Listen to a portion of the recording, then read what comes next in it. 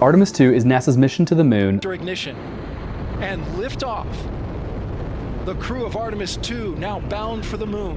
Humanity's next great voyage begins. የሰው ልጅ ለመጨረሻ ጊዜ በጨረቃ ምድር ላይ እግሩን ያሳረፈው በ1972 በተከናወነው የአፖሎ 17 ተልእኮ አማካኝነት ነበር። ከዚያን ጊዜ ጀምሮ ላለፉት 52 ዓመታት ጥልቅ ጠፈር ለሰው ልጅ ናፍቆት ሆኖ ቆይቷል።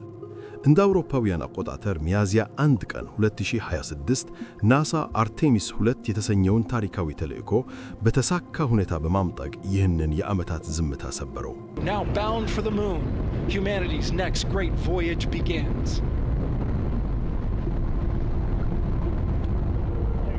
Good roll pitch. Roger, roll pitch. ይህ ተልእኮ አሁን የተፈለገበት ዋና ምክንያት የሰው ልጅ ከምድር ዝቅተኛ ምህዋር ወጥቶ ወደ ጥልቅ ጠፈር ለመጓዝ ያለውን ብቃት ለመፈተሽና በጨረቃ ላይ ቋሚ መሠረት ለመጣል ለሚደረገው ጉዞ ወሳኝ መሸጋገሪያ በመሆኑ ነው። የአርቴሚስ 2 ዋና ግብ 4 ጠፈርተኞችን አሳፍሮ በጨረቃ ዙሪያ በማሽከርከር የመንኮራኩሯን የደህንነትና የቴክኖሎጂ አቅም ማረጋገጥ ነው። አርቴሚስ 2 የአፖሎ ፕሮግራም ካበቃ በኋላ ለመጀመሪያ ጊዜ የሰው ልጅን አሳፍሮ ወደ ጨረቃ ምህዋር የሚደረግ ጉዞ ነው። ይህ ተልእኮ በዓለም ላይ እጅግ ግዙፍና ኃያል የተባለውን የ322 ጫማ ርዝመት ያለው ስፔስ ሎንች ሲስተም SLS ሮኬትና ኦሪየን የተሰኘውን የተፈርተኞች ካፕሱል ይጠቀማል።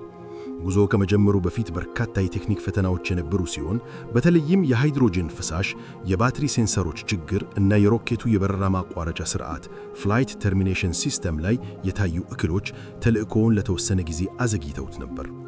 ሆኖም እነዚህን ውስብስብ እንቅፋቶች በብቃት በመወጣት መንኮራኩሯ ከኬፕ ካናቬራል ፍሎሪዳ በከፍተኛ ግርማ ተወንጭፋለች።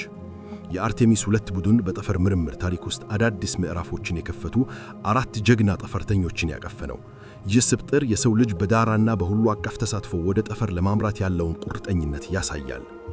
ሪድ ዊዝማን የተልእኮ አዛዥና የናሳ አንጋፋ ጠፈርተኛ ሲሆኑ የቀድሞ የጦር አውሮፕላን አብራሪና የዓለም አቀፍ የጠፈር ጣቢያ መሪ ነበሩ። ቪክተር ግሎቨር የተልእኮ ፓይለት ሲሆኑ ወደ ጨረቃ ጉዞ እንዲሳተፍ የተመደበ የመጀመሪያው ጥቁር ጠፈርተኛ በመሆን ታሪክ ሰርተዋል። ክሪስቲና ኮክ በተልእኮ ላይ የሳይንስ ባለሙያ ሆና የምትሳተፍ ሲሆን በጠፈር ላይ ለ328 ቀናት በመቆየት የሴቶችን የዓለም ክብረ ወሰን የጨበጠች ታዋቂ ባለሙያ ናት። ጄሬሚ ሃንሰን ወደ ጨረቃ ለመጓዝ ዕድል ያገኘ የመጀመሪያው ካናዳዊ ጠፈርተኛ ሲሆን መገኘቱም ለዓለም አቀፍ ትብብር ትልቅ ማሳያ ነው።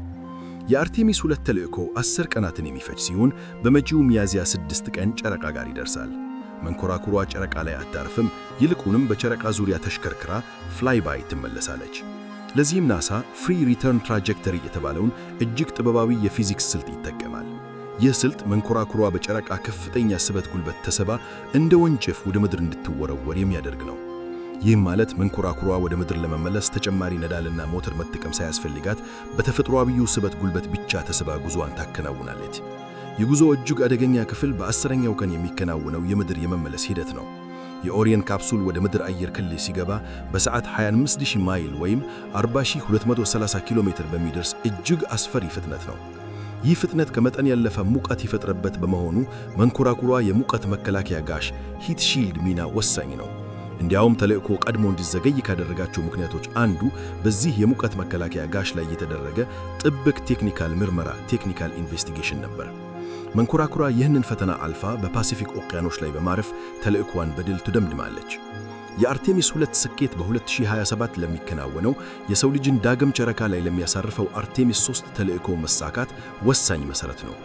ናሳ በ2028ም የአርቴሚስ 4 ተልእኮን ለማከናወን አቅዷል። ለነዚህ ቀጣይ ጉዞዎች እንደ ብሉ ሙን ወይም ስታርሺፕ የተባሉ ዘመናዊ የጨረቃ ማረፊያ መንኮራኩሮች ተግመናል።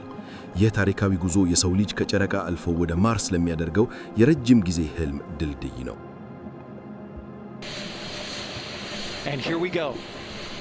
10, 9, 8, 7. RS-25 engines lit. 4, 3, 2, 1. Booster ignition. And liftoff. The crew of Artemis II now bound for the moon. Humanity's next great voyage begins.